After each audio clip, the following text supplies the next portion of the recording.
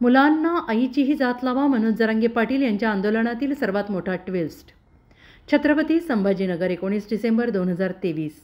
मराठा नेते मनोज जरांगे पाटील मराठा आरक्षणासाठी आक्रमक झालेले आहेत। त्यांनी सरकारला 24 डिसेंबरपर्यंतची मुदत दिलेली आहे। सरकारच्या शिष्टमंडळाने नुकतीच मनोज जरांगे यांची भेट घेतली।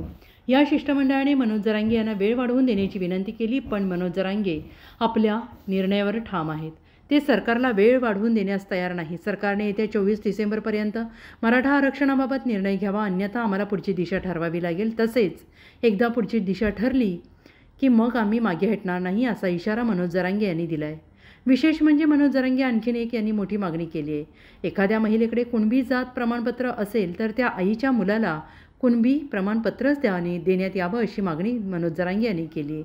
मनोज जरांगे यांच्या या मागणीवर सरकार काय भूमिका मांडतं हे पाहणं महत्त्वाचं ठरणार आहे। हे खरे आहे, मराठवाड्यात कमी नोंदी सापडल्या आहेत, ते आम्ही सरकारच्या कानावर टाकले। इथले काही अधिकारी जाणून बुजून पुरावे शोधत नाहीत आणि निरर्थक अहवाल देत आहेत। त्यांचा बंदोबस्त करा, अशी तक्रार आम्ही सरकारकडे केली आहे। समितीला 24 डिसेंबरपर्यंत काम करू द्या। समितीने ताकदीनं काम केलं तर 24 तारखेपर्यंत समितीला लाखापेक्षा जास्त नोंदी सापडतील, अशी भूमिका मनोज जरांगे पाटील यांनी मांडलेली आहे।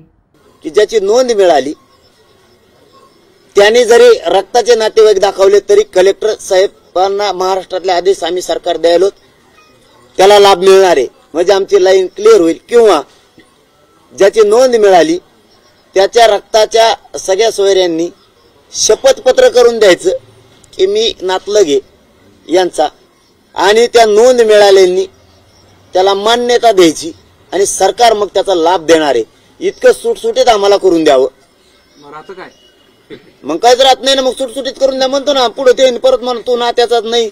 आधीच तर म्हणतात विदर्भातली मुलगी महाराष्ट्रात केली, मराठवाड्यात, तिच्या पोराला आरक्षणच मिळत नाही, तिला आहे, मग तिचं पोराला लाभ कसा घ्यायचा भाऊ?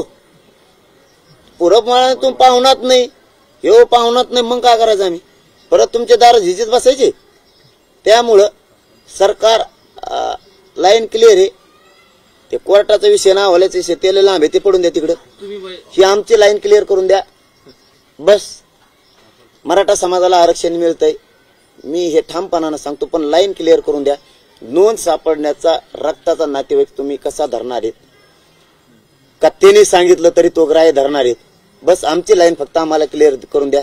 त्याच नोंदीच्या आधारावर त्या नोंदीच्या व्यक्तीनं जर सांगितलं हा माझा रक्ताचा नातेवाईक आहे, त्याला लाभ दिला जाणार आहे, कलेक्टर ऑफिसला सरकार आदेश सोडणार आहे, बस आम्हाला एवढं पाहिजे। किंवा आम्ही ज्याची नोंद मिळाली त्याचा नातलगे याचं शपथपत्र घेणार आहेत आणि मग लाभ देणार आहेत, म्हणजे आमची लाईन क्लिअर होईल, आम्ही शपथपत्र करायला मोकळे। Bureau report, SBN Marathi, Chhatrapati Sambhajinagar.